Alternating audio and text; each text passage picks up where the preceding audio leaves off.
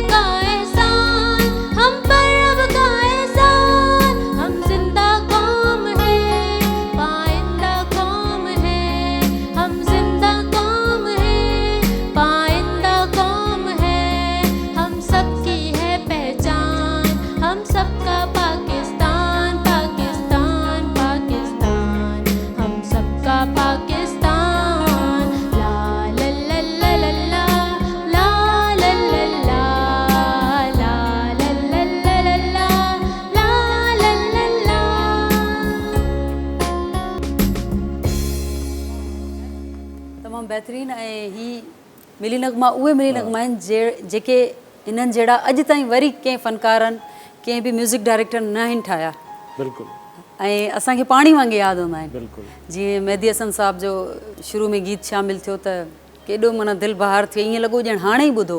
अच्छा, असांजे क़ौमी गीतनि जी इहा बि ख़ासियत आहे त असां वरी जॾहिं ॿुधंदा आहियूं त ईअं लॻंदो आहे हाणे ई ॿुधो आहे ऐं वरी उअं ई नवां लॻंदा आहिनि। जॾहिं जॾहिं मिलंदा आहियूं इन्हनि सां, जॾहिं जॾहिं ॿुधंदा आहियूं इन्हनि खे त नवां ई लॻंदा आहिनि।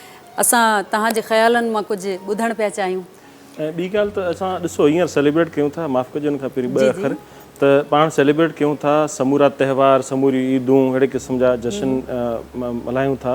पर उन सां गॾोगॾु उहे माण्हू जेके असांजे सरहदनि जी हिफ़ाज़त कनि था, हींअर तव्हां ॾिसो रोडनि रस्तनि ते बीठा हूंदा, चौकनि ते बीठा हूंदा, गर्मियूं सर्दियूं बारिशूं, त समूरियूं फोर्सिस जेके आहिनि उन्हनि समूरनि खे बि असां समूरनि तरफ़ां तव्हां सभिनी तरफ़ां सलाम ऐं जश्न आज़ादी मुबारक हुजे।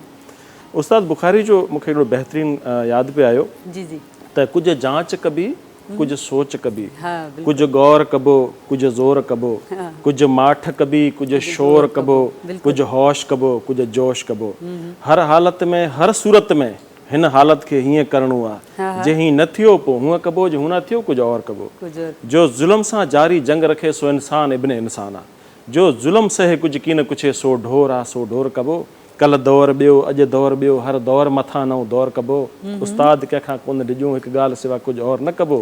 जो भाॻियो आहे सो भाॻियो रहंदो, जो चोर आहे सो चोर कबो। वाह वाह।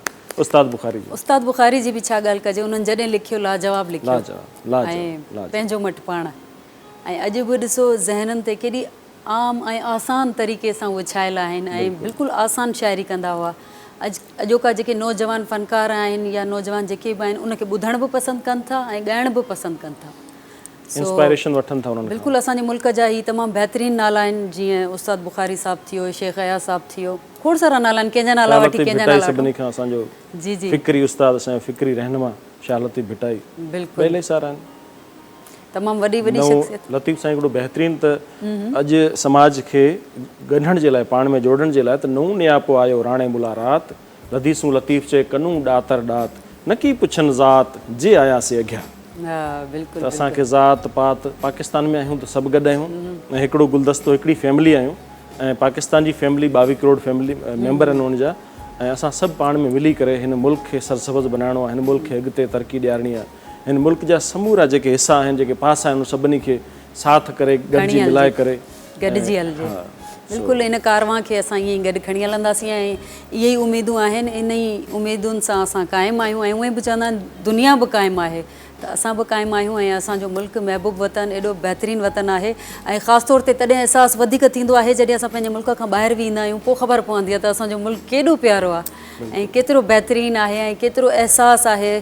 तव्हां ॾिसो न, तव्हां सां का बि प्रॉब्लम थी वेंदी, का बि शइ थी वेंदी रस्ते में या किथे बि, तव्हां खां हर माण्हू बि पुछंदा का मदद खपे तव्हांखे, का मदद खपे तव्हांखे। इहो असांजो मुल्क आहे ऐं ॿियनि मुल्कनि में मां ॾिठो आहे ईअं न हूंदो आहे, कानून ते हलंदा आहिनि। ऐं असांजा माण्हू ॾिसो, स्पेशली मां सिंध जी बि ॻाल्हि कंदसि त असांजा माण्हू ईअं बि कंदा आहिनि त पंहिंजो कमु छॾे ॿिए जे कम में लॻी वेंदा आहिनि।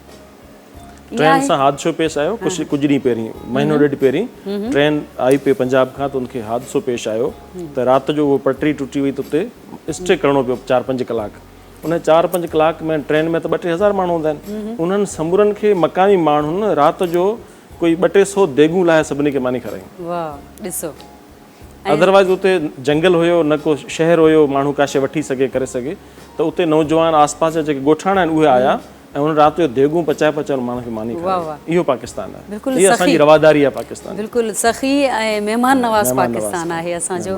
ऐं तव्हां बि असांखे टाइम ॾिनो, ॾाढो सुठो लॻो ऐं एॾे मसरूफ़ पंहिंजी ज़िंदगी मां वक़्तु कढी तव्हां आयो ऐं अॼोके ॾींहुं जी असांजी हिन ख़ुशियुनि में शामिलु थियो, ॾाढो सुठो लॻो।